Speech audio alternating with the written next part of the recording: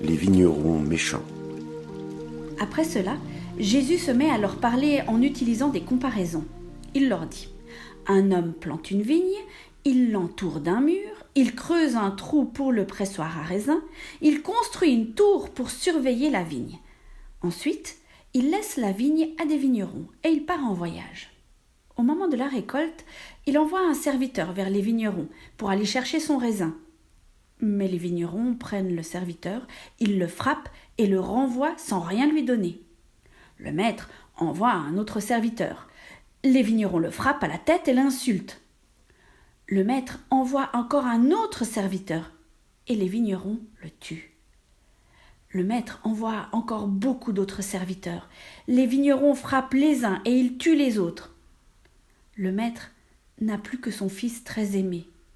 Il l'envoie en dernier vers les vignerons, en se disant « Ils respecteront mon fils ».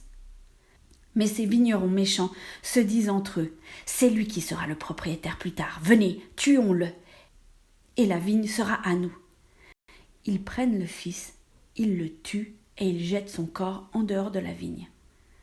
Jésus demande « Qu'est-ce que le propriétaire de la vigne va faire ? Il va venir, il va tuer les vignerons et il donnera la vigne à d'autres. » Vous avez sûrement lu ces phrases dans les livres saints. La pierre que les maçons ont rejetée est devenue la pierre principale de la maison. C'est le Seigneur qui a fait cela. Quelle action magnifique à nos yeux! Les chefs religieux cherchent un moyen pour arrêter Jésus. En effet, ils comprennent qu'il a raconté cette histoire contre eux, mais ils ont peur de la foule. Alors ils laissent Jésus et s'en vont. Est-il permis de payer l'impôt à l'empereur ?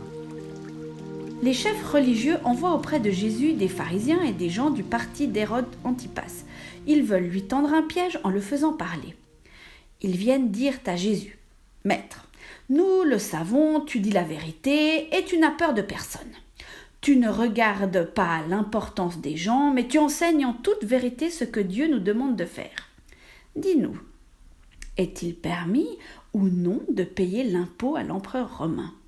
Est-ce que nous devons payer, oui ou non ? » Mais Jésus comprend que ce sont des hommes faux et il leur dit : « Pourquoi est-ce que vous me tendez un piège ? Faites-moi voir une pièce d'argent. » Ils lui apportent une pièce d'argent et Jésus leur dit : « Sur cette pièce, il y a l'image et le nom de quelqu'un. De qui donc ? » Ils lui répondent : « De l'empereur. » Alors Jésus leur dit : « Rendez à l'empereur ce qui est à l'empereur et rendez à Dieu ce qui est à Dieu. » Et ils sont très étonnés par la réponse de Jésus. Est-ce que les morts se relèveront ? Quelques Sadducéens s'approchent de Jésus. Les Sadducéens pensent que les morts ne se relèveront pas. Ils interrogent Jésus en lui disant : « Maître, Moïse a écrit pour nous dans la loi : un homme et une femme sont mariés. S'ils n'ont pas d'enfants et si l'homme meurt, son frère doit se marier avec la veuve. Ainsi, il donnera des enfants au frère qui est mort. Eh bien, supposons ceci. Il y a 7 frères. Le premier se marie et il meurt sans laisser d'enfants. Le deuxième se marie avec la veuve et il meurt sans laisser d'enfants. Il arrive la même chose au troisième et aux autres aussi. Les 7 frères meurent sans laisser d'enfants. Après eux tous, la femme meurt à son tour. Quand les morts se relèveront, elle sera la femme de qui ? En effet, chacun des 7 frères était son mari. » Jésus leur dit : « Vous vous trompez. Est-ce que vous savez pourquoi ? Parce que vous ne connaissez ni les livres saints, ni la puissance de Dieu. Quand les morts se relèveront, les hommes et les femmes ne se marieront pas, mais ils vivront comme des anges auprès de Dieu. Au sujet des gens qui se relèveront, vous avez sûrement lu dans le livre de Moïse l'histoire du buisson. C'est là que Dieu a dit à Moïse : « Je suis le Dieu d'Abraham, le Dieu d'Isaac et le Dieu de Jacob. » Dieu n'est pas le Dieu des morts, mais il est le Dieu des vivants.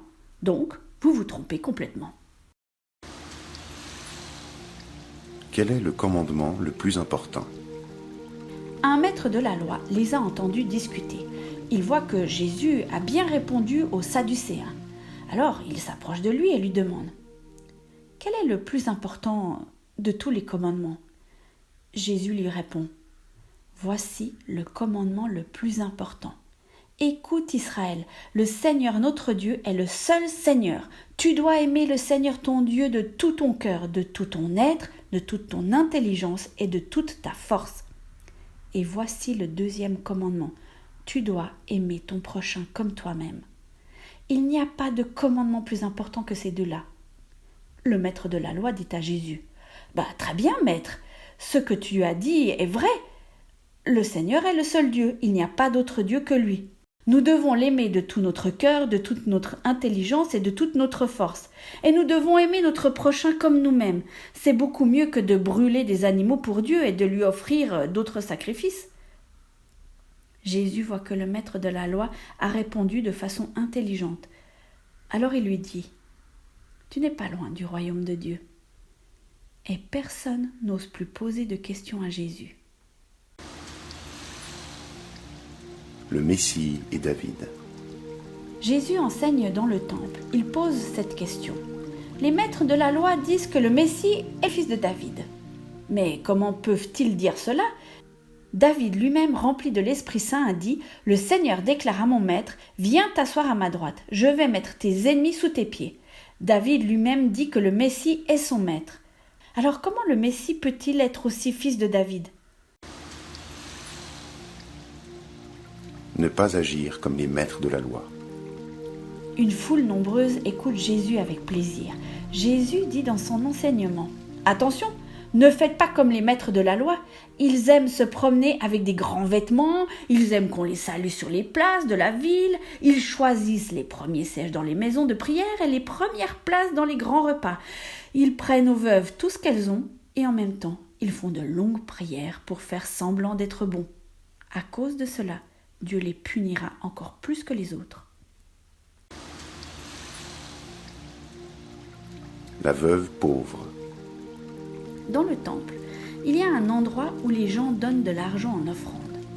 Jésus s'assoit en face et il regarde ce qu'ils font.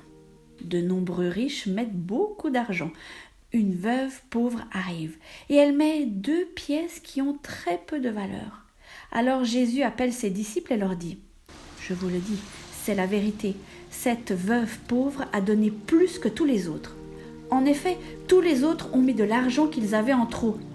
Mais elle, qui manque de tout, elle a donné tout ce qu'elle possédait, tout ce qu'elle avait pour vivre. »